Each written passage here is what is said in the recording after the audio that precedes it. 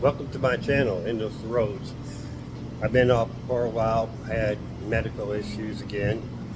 Uh, Mainly it was a virus going around, and basically I couldn't talk because, like I said, I have that cancer thing growing in my throat. And with the virus I got, it was basically swallowed it shut.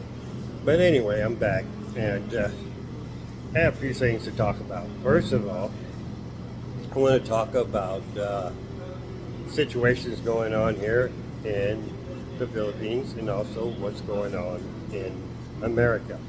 Um, I'm really concerned about both. Um, Lately, on the news, our president here in the Philippines and our ex-president are battling. Usually this happens all the time in America. You slack jaw somebody. You sit there, you talk about them, you put them down. Because they're the other party. But the rhetoric here is getting really, really bad. First of all, they're accusing each other of being drug dealers, drug users. That's fine. But now they're talking about insurrection. You know, Basically what happened in America back in was it June 6th? They're planning. He's saying that the ex-president is saying that he will basically start a coup and overthrow the president if he tries to make any changes to the policies that are in place right now in the Philippines. I don't take one side or the other. I'll put that straight out here right now. I'm not trying to get into the politics here in the Philippines since I'm a foreigner. Stating right now, I'm not on one side or the other, and I'm not going to put my opinion there. I'm talking as an expat in the Philippines. If it comes down to civil unrest and martial law like it did in the 1980s, I will be looking for another place to stay. And I will be finding a country that can accept my wife. And if it comes down to it, then I will go ahead and get the green card for her because I'm not going to sit here. I don't want to be without my wife, but I'm not going to put myself or her in a position where we're in martial law like it was then. It might be just, like I said, slack talking to about the other person, but it's been getting pretty heated here lately. The last thing I seen was the ex-president holding looks like an M16, might have been something else, and talking about how bloody it's going to get. With that going on, I am very concerned. I rather wish it did not happen because it would bring this beautiful country down to its knees again. And it took very long to get back up from 1986 to where we are at now. Now, I'm headed back to America on February 7th, so basically 6 days. I've been here almost 3 years now, and I've been hearing a lot of things that's going on in America. And before I was gone, right? I left America. I came back in 2019. No, 2018. I came back in 2018, either 18. And I was shocked. See, I live in a small town. And when I left, everything was just like it was when I lived when I was like 20 years old. You know, People go to church, people have families, there's no real bad crime. There's always been crime somewhere, but nothing really bad. I get back and I didn't recognize the place. I go to Walmart and there's tents all the way around Walmart and people sleeping in it. I pull up to the parking lot to get out, and the person behind me is loading up needles with some type of clear liquid. Another person put them in bags. I walk by, another person is passed out, and he's got some type of rubber thing around his arm. I get up to the thing, I got people begging for money. when I shut the door, I had to come back and tell the person to get away from my car. Now, this is a town with a population of about 18,000 people. And that has raised up because, 10 years ago it was probably 10,000. So it's not a very big town. There's actually a country song out there somewhere called "Try That in a Small Town, See What Happens." Well, it's happening in small towns and nothing's being done about it. I get back, I was planning on coming back, and I come back on 2019, I come back to do some taxes. I'm like, I'm going to get out of America and stay away from this bull, But the COVID hit, and I'm stuck there. And so I'm like, well, I'm waiting, I'll get a job, just something simple to sustain me until I can get back to the Philippines. So I'm working at Walmart, and daily, let's put it past daily, let's say hourly, I'm watching people steal stuff. I try to stop them, and my boss tells me, no, you can't do that. You're an employee, you're not security. Okay, well, I'll inform security. Security does not do anything, and that. So if the company that I'm working for does not want to secure the thing, they told me to stand down. I sit there and I just watch one after the other, and they literally raiding. I walk into the men's room there to use my break, and there's just packages laid everywhere with people's open stuff up in the men's room, and just putting them on clothes, and I would say we're losing $500 to maybe $1,000 a day in that Walmart, the people. And pretty soon it's going to be shut down, and then we're going to say, well, why don't we have a Walmart? Because nobody wanted to stand up and say, hey, this is wrong. Well, anyway, I'm going back to, like I said, February the 7th. And I'm going to be landing in San Francisco.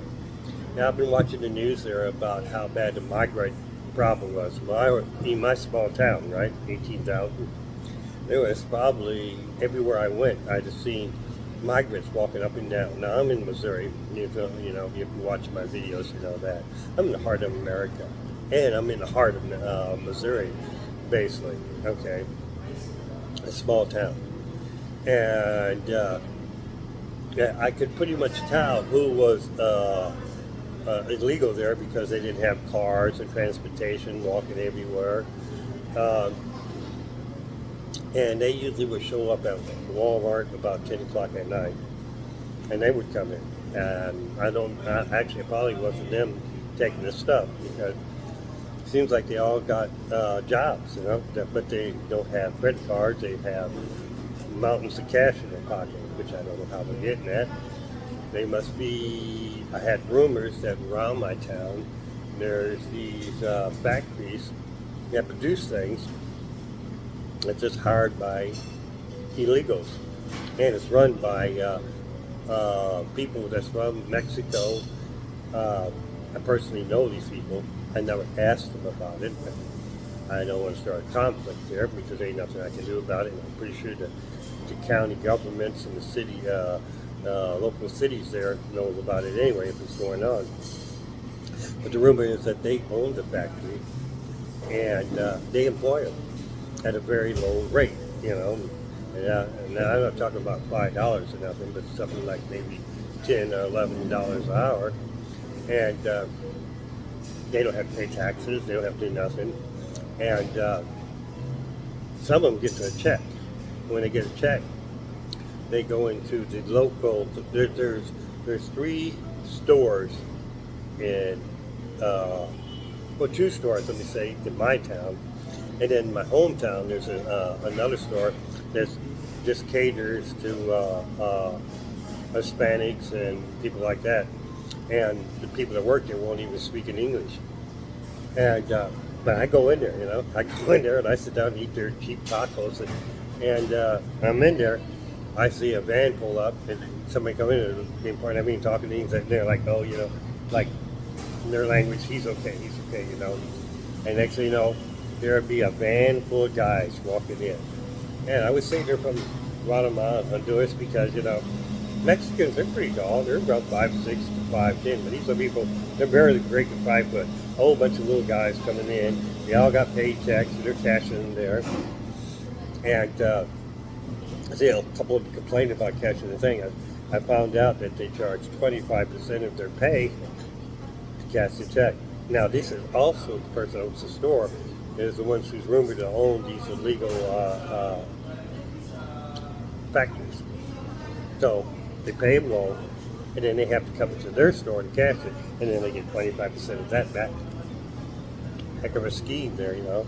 And then so I'm sitting there, and next thing you know, there's a whole another big long van, actually 2 vans pulling up, and it's Honduras women. And you know, they're like, "Hey, how's it going?" You know, walking to me, some of the young girls walking in there, and maybe they're looking for somebody to hook up with, maybe can stay longer or something, or that. But none of them can speak English. This I can, you know, and same thing there. So I listened today to the news, and my mind is still blown. This is why I probably will not ever decide to retire. I would probably die here in the Philippines or Argentina or some other country, probably the countries they're running from, you know, than to go back to America, because America has just lost their mind. Seriously. I listened to the, I guess it's the press secretary of today. Now, she was asked several questions, and she knows how to dance around the question without ever asking it. She goes that Texas needs to step out of the way of the United States government so they can do their job on the border. Well, Texas has been stepped out of the way for the last 4 or 5 years, and they done nothing. The question is, what is the Border Patrol's job? And get out of the way so that Biden and the Border Patrol can do their job. What is their job? Is their job to sit there at their thing and make sure nobody comes in? Is their job to have a boat there and give a person a ride back across the river? Or is their job to ask them who they are, fingerprint them, and say, okay, you can go? Now, there's something they will not address. And it just bothers the heck out of me, because I like straight answers. What are you actually going to do if they remove the National Guard and the Texas Rangers and take down the wiring? What are you going to do to support the border? If they move totally out, what are you going to do? Are you going to let everybody come in? Are you going to stop them right there? You're going to tell them, nope, go right it back. Are you going to arrest every time a coyote brings that rubber raft across the river, arrest them because they're on American soil, and then send the boat back with the rest of the people? Nope, I don't think that's going to happen. And here's another thing that I can't get my head around. Maybe one of y'all can comment in the bottom here at my thing. And if you haven't, let me get to this right now. Please subscribe to my channel and like it. And, you know, I'd like to get my more things, and just YouTube will put it out there, more people can hear this. And I think it's important, to something to say here. But this is what really blows my mind, okay? I think it was Title 42 said, anybody that comes into Mexico to come into the United States must stay in Mexico and apply for asylum there, and then when they're approved, they can come in, right? But our current administration says, no, we're not going to have that anymore. So everybody comes in. Now, a lot of these migrants want to go to Canada. They don't want to be in America, they want to go to Canada. And a lot of them that want to be in America are starting to find out they can't find any place to stay. They want to go into Canada. What did Biden do? I'll tell you what he did. He went with Trudeau and made a thing. Basically, Title 42. Everybody must shelter in America while they're being processed for asylum in Canada. That don't make sense at all. It's okay for you to come in our country, but it's not okay for to go in Canada. We'll let you come in, but we won't let you leave. You can't go into another country from us, but we can come into our country. Here's a concept that might work. I'm all for Canada having their shelter in place here in America while you do that, right? But I think we should also have shelter in place in Mexico. That way, the stream is slower and slower. Now, Canada is the last place up, unless somebody's planning to go to the North Pole, which I don't think they are. They're going to get the best deal out of that. And here's the idea. Why don't we have shelter in place in Mexico? Where Mexicans tell Guatemala, Honduras, hey, if you're going to come to my country trying to take refugee status, you stay there until you get approved. And then when these countries try bottlenecking up, they're going to say the same thing. Guess what happens? The migrant problem is solved, which is nobody can travel across the border. They can apply. You know, even if you want to get to America, you better apply for refugee status in the next state country, then from there the next country over, and you have to wait for each one to get approved. And slow it down. And here's something that's kind of people don't like me saying this, but I'm going to say it anyway because this is how I feel. It's an army raiding the United States right now. Last year, 8 million people came into America. How many came in the year before that? I don't know. Before that, but you think about it, 8 million each year. That's a hell of an army, okay? And they're fleeing a country that they said is very antisocial, not let them have their rights. My God, if I had an army of 8 million people, I could take over a country. Here's a concept, I don't know, let's throw it out there. Let's take all 8 million people, give them a book on how to run a government, give them a book on how to have a democratic country, give them a rifle and several boxes of things and say, go take your government back. Now you have 8 million people going to a country and taking their country back. Hell, last year alone, I think it was in, Venezuela, there was 500,000 came in just from that one country. Turn their butts around, give them a thing on how to run a country, give them the weapons, and say, okay, we're going to drop you off in your country, take it back. You now have more people in your group than Venezuela has in your entire army. Take your country back. But nobody wants to do that. Everybody wants the easy way out. They don't want to work for nothing. They only want to work for the country to get it back. And so let's just run away and be a problem to somebody else. And now, we are putting them wherever we can put them, right? In airports. I want to be in San Francisco in 6 days. I'm going to stick around for a day. I want to see how many migrants are put inside the airport and sleep at night. I heard a lot of stuff coming out now that the airports are being bussed in migrants at night to sleep on the floor, and then they gather them up and bust them back out during the day so that it don't look bad for the people coming in, because usually a lot of planes don't land at night and that, so that it's full of migrants. But this is what came out today on the news. Several news were talking about it. During the pandemic, right, there was all the schools basically was closed, and then you had kids studying at home on the internet.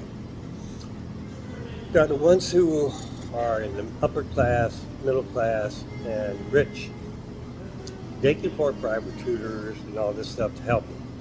But the poorer class, the ones that's in the inner cities and big populous areas, They can't afford that. But they were forced to go home. A lot of them don't even have internet.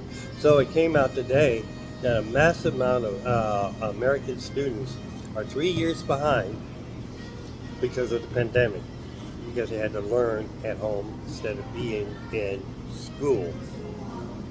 So they know this, right?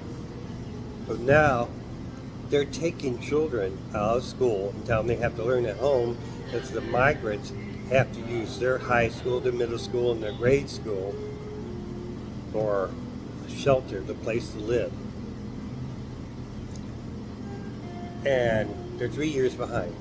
Does that mean next year it'll be 4 years behind? And if this goes on to 2025, it's going to be 5 years behind. Pretty soon we're going to have a generation of people that basically illiterate and can't function in society because they were not given the opportunity to go to school. Two of my friends that are bloggers took a walk down New York Street the other day. And they went to Queens, they went to Manhattan, and they were showing every hotel full of people, migrants, which the government is paying for the hotel and their food, give them a cell phone, right? Then he went down to Harlem and these other places, and they're not putting migrants in those places. There's almost 100,000 homeless United States citizens on the street, literally have nothing and nowhere to go. The two small shelters they have for the homeless people, the plumbing don't work, the water don't work, there's rats everywhere, the ceilings are falling down, and they said the ones that can get in there can get in there, but most of them won't go in there because they get disease and get sick. Tell me again, where's the logic in that? In the Bible it says, what man would give his son a snake to eat, but yet build a feast for his neighbor? And that's what America's doing. It's like whatever you can think of, just do the opposite. Always. It makes no sense anymore to me. If I didn't have to go back to America, I would not even do it. But I have to make that once every 3-year trip out of the United States because you can only stay in the Philippines for 3 years. And plus, I have to get a debit card. My debit card is only good for 3 years. And if it gets mailed here, it would take about 5 to 6 months and expires basically this month. It expires in 26 days, so I have to have that withdraw my currency out. But I'm going to be looking at other places when I get back. I'm debating yet if I'm going to take a flight to Argentina. And a lot of people ask me, why would you want to go to Argentina? Because they're hyperinflation. Yeah, it's hyperinflation. It's hyperinflation actually here in the Philippines. In some ways, that's a good thing for foreigners because I'm not working for Filipino peso. I'm not working for Argentina peso. I'm working for American dollar. So I come here, and with no high inflation, the prices and everything would be higher. What I'm going to say is, okay, let's say I got $1,000. That's 55 to 56, 56,000 pesos or 55,000 pesos, depending. Every day it jumps back 1 peso, forward and backwards. If it wasn't, I'll be getting like 40. Now I need 1,000 pesos. My rent is 5,000 pesos. But right now that comes up to $88. Now if it goes down to 40, my rent 110, 120. Which ain't too bad, but I can get a really nice place here for $400, right? But if we didn't have hyperinflation, that place would be costing me $600 because the currency rate is going to be different. Now in Argentina, it's $1 to 800 pesos. Just last year it was 1 to 200. Year before that was 1 to 1,000, 1 to 100. So I mean, if you figure it up, it's cheaper and nicer for a foreigner to live in Argentina right now than it is in America and probably here in the Philippines, because your money goes 5 times forward. And also, I'm on SSI, so every year I get a cost of living increase. That's to offset the cost of living in America. But if I'm not in America, to me, that's just another raise. Because now I get more money to spend or save, you know. I'm saving about $200 a month after I pay all my bills here. If I go to Argentina, I might be able to save $300 or $400 a month. So it's all about where you're at and how you do. You know, there today, excuse me on my throat because I'm talking about it's trying to wear out. There's currency exchange companies out there where you can buy and sell money. That's how you make money. I'm basically doing the same thing, but physically being in that country. So while I'm here in the Philippines, the exchange rate is so good that it's better to be here. Now, if I took Filipino pesos to Argentina, I still going to get a good deal because the 1 to 2 there, or actually it's 1 to 4. So 1 Filipino peso is going to be 4 Argentina pesos. I had a friend here, his name is John, and he's from England, and he told me, he goes, why do you want to go these places? There's such high inflation there. I said, yeah. Did you look at the currency exchange rate? And he looked around and goes, well, that don't matter. Food's higher. Yeah, food's higher, but not to the exchange rate. I mean, actually, a lot of the food in South America right now is cheaper than it is in the Philippines. Beef, and I love beef. You know, I'm a steak eater, steak and potato person. It's one of the highest things here. And so it's not as high as it's here in the Philippines, food. Now rent is a little bit higher there, but when you figure in the exchange rate of 1 to 800, it's actually cheaper. Well, that's my take on it. I'm going to be back here in a couple of 4 or 5 days. You know, when I get into, I'm starting my video here in the Philippines, but when I get on the airport and get in there, I'm going to walk around the airport. I'm not going to say which one because I don't know if somebody's going to like to show up there or that. But I'm going to be in the airport in America, and I'm going to be walking around filming and seeing if they're going to have migrants laying all over the floor.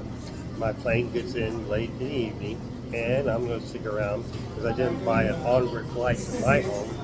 I'm going to do that once I get in there because actually it's cheaper to buy a domestic flight in America than outside of America. So when I'm in there, I'm going to buy a domestic flight, but I'm going to wait a day or so and I'm going to check it out. I might just fly to a couple other airports just to check what it's like there, you know, and report back because, you know, to me, that just putting people everywhere that you would not allow American people to. One of the things that bothered me the most, I had, when I was in America, this goes back quite a few years ago. I'm running my own business, right? I have all these rules about hiring people. And I just bought a small home. I'm a young family. I have 2 kids. I just married a woman that had 2 kids, right? 4 of us living in a 2-bedroom house. Next door to me is another person, family, and it has a 2-bedroom house. 6 of us in the house, 4 kids and 2 dogs. Somebody called Family Services on us and said that we're living in unsafe conditions. And I asked, well, what is the unsafe conditions? They said, well, you have too many people in this house, 6 people in a 2-bedroom house. And I pointed across the street. I said, you're complaining, but nobody goes over here There's a family of immigrants over there. There's actually 3 families of immigrants over there, and there's 24 people living in that house. And she told me, "You're white and you're American. You know better. And besides, they are not from here. They don't fall under American rules." Now, I'm going to say this is, when this happened, this was back in 1988, 89. And nothing has changed in all this time. Same rules, same stuff. I watch people who can't make their house payments, insurance payments, and stuff like that because they might be a carpenter, and the carpenter pays a good job, right? But the carpenter where we're at don't get paid good because there's so many illegals out here willing to do it for $10 to $12 an hour. And they can skirt the system, and you have 4 families living in a house. Their expenses are a lot less, and they can ship money home. But you got a guy who has to buy his car, buy insurance, pay for his schooling, and all this, and all these taxes, property tax, owning tax. These people, they skirt it. They don't have to. They don't make them leave. And so, how can a person do it? Usually in America, if you work as a carpenter for 10 years and you have some sort of knowledge to your head, some wisdom, you can start your own business. But you can't anymore in America, because if you're a carpenter or if you're a tree trimmer or something like that, you cannot hire Americans and make your business profitable because you're competing against the people who have illegals and the illegals who have their own business going on. So there it is for you, Well, I'm just really curious what America's going to be like now, being 3 years gone. What I see on the news, it hasn't got better, it got worse, but at least hopefully my small town might have got better. I actually don't know, because even my family don't live anywhere where I was living at anymore, so it's going to be all new to me when I get back there. But anyway, this is Hot Cup of Joe coming to you from the old coffee house, and my wife just walked in, so I guess she's ready to go. I'll talk to you later. If the creek so rise between my house and yours, see you again. God bless.